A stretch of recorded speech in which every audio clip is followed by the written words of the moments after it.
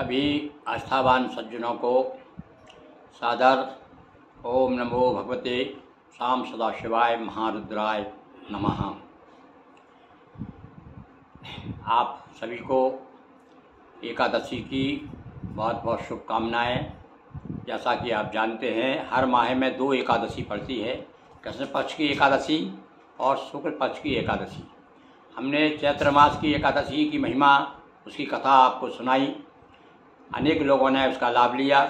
आज हम आपको वैशाख मास की कृष्ण पक्ष की एकादशी, इसका क्या नाम है, इसकी कथा क्या है, वह हम कथा सुनाते हैं। इस एकादशी को परूथनी एकादशी कहते हैं। हम अब कथा प्रारंभ करते हैं। बोलिए कृष्णचंद्र भगवान की जय।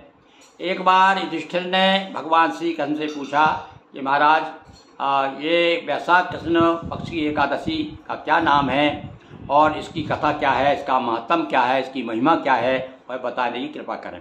तब भगवान कहते हैं कि प्राचीन समय में नर्मदा तट पर एक मानधाता नामक राजा राज्य करता था। राजकाज करते हुए वह अत्यंत दानशील और बड़ा तपस्वी हो गया था। एक दिन वह जंगल में तपस्या कर रहा था। उसी समय एक जंगली भालू आकर उसका पैर चबाने लगा। वो बैठा भजन कर रहा था, राजा मानधाता, एक भालू आ गया। अब देखिए, उसने उसका पैर चबाने लगा। थोड़ी देर बाद वो राजा को घसीट करके वन में ले गया। तब राजा ने घबराकर तापस धर्मों के अनुकूल हिंसा क्रोध ना करके भगवान विष्णु से प्रार्थना की। वो चाहता तो राजा था, वो क्षत्रिय था, बलवान था, उसे मार सकता था, किंतु उस समय भगवान का भजन कर रहा था, ध्यान में था, इसलिए उसकी हिंसा के प्रति आसक्ति नहीं थी उस समय। तो उसने भगवान विष्णु की प्रार्थना की। भगवान सच्चे मन से जब प्रार्थना की जाती है, भगवान जरूर सुनते हैं। भगवान विष्णु प्रकट हुए और भालू को चक्र से भगवान ने मार डाला।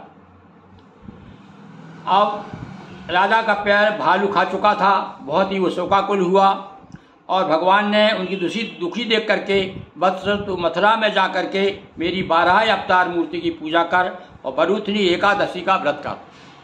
जब उसका देखा कि उसका पैर घायल है, एक पैर चबाई दिया था उसने और भालू ने, तो भगवान ने कहा एक काम करो, तो मथुरा जाओ, वहाँ जा कर के भगवान बाराय का मंदिर है, उस मूर्ति का वहाँ बाराय का जा कर के पूजन करो और परूथनी एकादशी जो वैशाख कृष्ण पक्ष की एकादशी है, उसका तुम व्रत करो, तो तुम्हारे ये पैर सब ठीक हो जाएगा। तो इस प्रकार से उसने पुनः तुम्हारे जो है अंग फिर से तुम प्राप्त कर लोगे। तो तुम, और जो भालू ने तुम्हें काटा है वह तुम्हारा पूर्व जन्म का अपराध था, उसका तुमको सजा मिली। राजा ने इस व्रत की अपार श्रद्धा से किया, राजा ने और सुंदर अंगों वाला हो गया। ये भैया परूथनी एकादशी का देखिए कितना बड़ा महत्व है, कितना बड़ा महिमा है कि राजा जो है, जब उसने एकादशी का व्रत किया तो उसके अंग फिर से ठीक हो गए। भगवान के प्रभाव को कौन जान सकता है। वाल्मीकि जैसे व्याग निंदनीय कर्म करने वाले उल्टा नाम मरा मरा कह करके उतर गए। तब तो भैया हम लोग तो साधारण जीव हैं, या जैसे भी भाव को भाव अना कालसु नाम जपत मंगल दिशु। अच्छे मन से, बुरे मन से, कैसे भी भगवान की शरण में आइए और एकादशी का व्रत कीजिए, आपका कल्याण होगा।